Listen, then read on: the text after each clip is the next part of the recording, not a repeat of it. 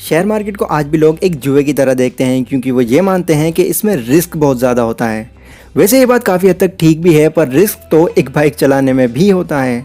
लेकिन फिर भी हम अपनी बाइक को हज़ारों ट्रैफिक के बीच में भी बहुत आसानी से चला पाते हैं क्योंकि बाइक को हम चलाना सीख लेते हैं। बिना सीखे अगर आप बाइक को लेकर रोड पर निकल गए तो 100% चांसेस हैं कि एक्सीडेंट ही होगा। ठीक इसी तरह हर वो काम जिसकी आपको ज़रा भी नॉलेज नहीं है उसमें हमेशा ही आपके लिए रिस्क बना रहेगा। और यही सेम केस शेयर मार्केट का भी है। बिना इसके बारे में जाने अगर आप बहुत सारा पैसा अपना यहाँ पर इन्वेस्ट कर देते हैं तो 90% चांसेस हैं कि आपका पैसा वहाँ पर ज़रूर डूबेगा। तो इसीलिए आज मैं आपके साथ शेयर मार्केट की एक कंप्लीट बेसिक इन्फॉर्मेशन शेयर करने वाला हूं, जिससे आप ये जान पाएंगे कि शेयर मार्केट एक्चुअल में होती क्या है, ये किस तरह काम करती है और हम अपना पैसा यहां पर कैसे इन्वेस्ट कर सकते हैं। तो देखिए, शेयर मार्केट, इक्विटी मार्केट या फिर स्टॉक मार्केट, इन तीनों का ही सेम मतलब होता है। यहाँ पर आप किसी भी कंपनी के शेयर्स खरीद या फिर बेच सकते हैं।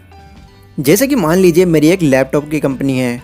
अब इस कंपनी को मैं एक बहुत ही बड़े लेवल पर ले जाना चाहता हूँ ताकि मेरी ये कंपनी और ज़्यादा ग्रो हो सके। अब इसके लिए मुझे पैसा चाहिए, तो मैं क्या करता हूँ, आईपीओ यानी कि इनिशियल पब्लिक ऑफर के थ्रू अपनी कंपनी के शेयर्स निकाल देता हूँ।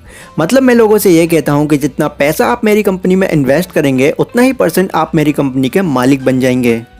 फॉर एग्जाम्पल, अगर मेरी कंपनी की वैल्यू 1 करोड़ की है और मैं 100 शेयर्स इस कंपनी से निकाल देता हूँ तो एक शेयर की कीमत हो जाती है यहाँ पर 1 लाख रुपये।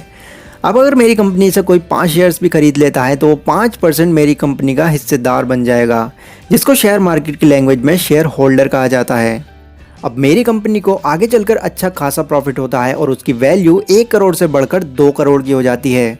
तो जिन जिन लोगों ने भी मेरी कंपनी के शेयर्स खरीद रखे होंगे उनको भी अपने शेयर्स के अकॉर्डिंग पूरा प्रॉफिट होगा। और भी सिंपल तरीके से अगर मैं इसको आपको बताऊं तो सपोज़ कीजिए आपको एक बिज़नेस शुरू करना है और आपके पास सिर्फ 20,000 रुपये हैं, जो कि उस बिज़नेस के लिए काफ़ी नहीं है। अब आप अपने फ्रेंड के पास जाते हैं और उससे कहते हैं, भाई मेरी इस कंपनी में 20,000 रुपये लगाओ और 50-50 के मेरे साथ पार्टनर बन जाओ। आपका फ्रेंड आपकी बात मानकर 20,000 रुपये उस बिज़नेस में लगा देता है, तो यहाँ पर आपकी 50-50 की पार्टनरशिप हो जाती है। अब अगर आपका बिज़नेस चल पड़ता है तो इसमें प्रॉफिट दोनों का होगा, और अगर बिज़नेस ठप पड़ जाता है तो नुकसान भी दोनों का ही होगा। ठीक यही चीज़ एक बहुत ही बड़े लेवल पर की जाती है, जिसको कहा जाता है शेयर मार्केट। वैसे ये तो सिर्फ 1-2 एग्जाम्पल्स ही थे जिनके थ्रू मैंने आपको ये बताया कि शेयर मार्केट आखिर होती क्या है। क्योंकि बड़ी बड़ी जितनी भी कंपनीज होती हैं उनके शेयर्स की संख्या 50 या 100 में नहीं बल्कि लाखों करोड़ों में होती है। जैसे कि रिलायंस के केस में अगर हम देखें तो यहाँ पर टोटल शेयर्स की संख्या अप्रॉक्सीमेटली 310 करोड़ है और इसमें हर एक शेयर की कीमत 20 अप्रैल 2021 के अकॉर्डिंग 1905 रुपये है। यानी कि अगर आपको रिलायंस कंपनी में 1% का भी मालिक बनना है तो आपको 100 करोड़ से भी ज़्यादा की कीमत चुकानी पड़ सकती है। लेकिन इतनी बड़ी इन्वेस्टमेंट करने की आपको कोई ज़रूरत नहीं है। अगर आप किसी कंपनी का एक नॉर्मल शेयर भी खरीद लेते हैं तब भी आप उस कंपनी के हिस्सेदार माने जाएंगे, भले ही वो 0.0% में ही क्यों ना आती हो। अब यहीं से एक और सवाल निकलता है कि कंपनी आखिर इतने लाखों शेयर्स क्यों निकालती है। शेयर तो वो 100 या 1000 भी निकाल सकते हैं, क्योंकि दुनिया में इतने बड़े अमीर इन्वेस्टर पड़े हैं, कोई भी उनके शेयर खरीद सकता है। तो देखिए, सिंपल सा फंडा है। मान लीजिए आपको 100 रुपये की बहुत ज़रूरत पड़ रही है और आप जाकर 100 रुपये अपने फादर से मांगते हैं। अब अगर आप एक मिडिल क्लास फैमिली से बिलोंग करते हैं तो आप अच्छी तरह जानते होंगे कि इतना आसान नहीं है अपने फादर से 100 रुपये निकलवा लेना। 1000 आपसे सवाल जवाब होंगे और उसमें भी 50% चांसेस हैं कि आपको पैसे मिलेंगे। वहीं अगर आप पूरे 100 रुपये अपने फादर से ना लेकर के घर में बाकी जितने भी लोग हैं उनसे अगर आप 10-10 रुपये भी लेते हैं तो यहाँ पर 100 रुपये बनने के चांसेस आपके काफ़ी ज़्यादा बढ़ जाएंगे, क्योंकि ऑब्वियसली 10 रुपये 100 रुपये के मुकाबले एक बहुत ही छोटी रकम है और कोई भी आई थिंक 10 रुपये देने पर ज़्यादा सवाल जवाब भी नहीं करेगा। ठीक यही स्ट्रेटजी सभी कंपनीज फॉलो करती हैं और वो 50 या 100 शेयर्स की जगह करोड़ों शेयर्स इश्यू कर देती हैं। अब देखिए, ये बात तो यहाँ पर मानने वाली है कि भले ही मैं आपको स्टॉक मार्केट की कितनी भी थ्योरी बता दूँ, रिस्क तो इसमें हमेशा ही रहेगा। और इसका बहुत बड़ा एग्जाम्पल हम कोरोना वायरस के टाइम पर देख चुके हैं, जिसमें बहुत सारी कंपनीज को एक भारी लॉस का सामना करना पड़ा या फिर अभी भी करना पड़ रहा है।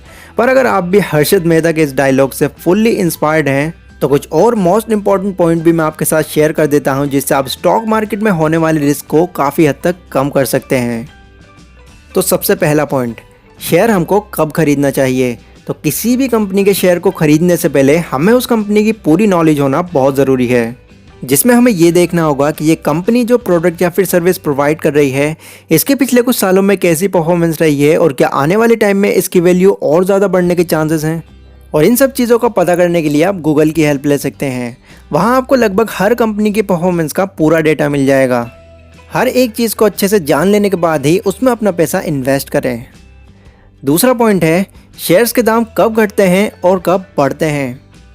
तो शेयर्स के दाम घटने या बढ़ने का मेन रीज़न होता है उसकी डिमांड और उसकी सप्लाई। एग्जाम्पल के थ्रू अगर मैं आपको बताऊं तो अभी कुछ टाइम पहले हमने ये देखा था कि प्याज के रेट एकदम से ही बहुत ज़्यादा इंक्रीज़ हो गए थे, क्योंकि पीछे से उसकी सप्लाई कम थी लेकिन ख़रीदने वाले बहुत ज़्यादा थे। अब ख़रीदने वाले ज़्यादा होंगे तो उसकी डिमांड ज़्यादा होगी, और अगर डिमांड ज़्यादा होगी तो ऑब्वियस सी बात है रेट भी इंक्रीज़ होंगे। एंड सेम यही चीज़ स्टॉक मार्केट में भी होती है। लोगों को जब ये लगेगा कि ये पर्टिकुलर कंपनी आगे चलकर बहुत ज़्यादा ग्रो करने वाली है तो बहुत सारे लोग इसमें अपना पैसा इन्वेस्ट करना चाहेंगे, जिससे उसकी डिमांड ज़्यादा हो जाएगी और इसी की वजह से शेयर के दाम इंक्रीज़ हो जाएंगे। वहीं अगर दूसरी तरफ कोई कंपनी लॉस में जा रही है तो लोग उस कंपनी के शेयर्स बिल्कुल ना के बराबर खरीदते हैं, जिसका नतीजा ये होता है कि उस कंपनी का शेयर दिन ब दिन डाउन होता चला जाता है। तीसरा और बहुत ही इम्पॉर्टेंट पॉइंट, कितना पैसा हमें शेयर मार्केट में इन्वेस्ट करना चाहिए। तो ये डिपेंड करता है आपकी एज और आपकी फाइनेंशियल कंडीशन पर। फॉर एग्जांपल, अगर आपकी एज 55 या 60 साल से ऊपर की है और आप ज़्यादा रिस्क नहीं लेना चाहते हैं तो आपके लिए स्टॉक्स की बजाय म्यूचुअल फंड और एफडी एक बेस्ट ऑप्शन हो सकता है।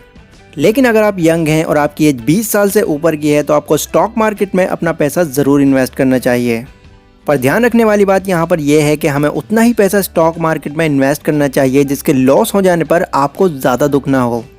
अगर आप शुरू में ही इसमें लाखों रुपए अपने इन्वेस्ट कर देते हैं और इन सम केस आपका पैसा अगर डूब जाता है तो आप फिर कभी इन्वेस्ट करने के बारे में सोच भी नहीं पाओगे। तो हमेशा ही अपनी फाइनेंशियल कंडीशन को ध्यान में रखते हुए अपना पैसा इन्वेस्ट करें। और लास्ट पॉइंट है हमारा, स्टॉक मार्केट में हम अपना पैसा कैसे इन्वेस्ट करें। तो इसके लिए आपको मेनली एक डीमेट अकाउंट की ज़रूरत पड़ती है। डीमेट अकाउंट का मतलब आप कुछ यूँ समझ सकते हैं, जिस तरह आपके बैंक में आपके पैसे रखे हुए होते हैं उसी तरह आपके डीमेट अकाउंट में आपके शेयर्स रखे जाते हैं। और डीमेट अकाउंट आप किसी भी बैंक के थ्रू खुलवा सकते हैं, या फिर अब प्ले स्टोर पर बहुत सारी एप्लीकेशंस ऐसी मौजूद हो गई हैं जिससे आप घर बैठे ही अपना डीमेट अकाउंट खोल सकते हैं और स्टॉक मार्केट में अपना पैसा इन्वेस्ट कर सकते हैं। देखिए, स्टॉक मार्केट खुद में ही एक बहुत ही बड़ा टॉपिक है। जितनी ज़्यादा नॉलेज आप इसके रिगार्डिंग लेते रहेंगे उतना ही आपके पैसे डूबने के चांसेस कम हो जाएंगे। ये कुछ ऐसी बुक्स हैं जिनको मैं ज़रूर रिकमेंड करना चाहूँगा, जिनको रीड करके मैक्सिमम लोग इन्वेस्टिंग की दुनिया में कामयाबी हासिल कर चुके हैं। इन सभी बुक्स की लिंक मैंने नीचे डिस्क्रिप्शन में दी हुई है, वहाँ पर जाकर आप किसी भी बुक को परचेज़ कर सकते हैं। तो ये वीडियो गाइस आज की हमारी यहीं तक थी। पसंद आई है तो लाइक और शेयर ज़रूर करें, और इंस्टाग्राम पर जाकर भी आप मुझे फॉलो कर सकते हैं। तो हम मिलते हैं अपनी अगली वीडियो में, तब तक के लिए टेक केयर।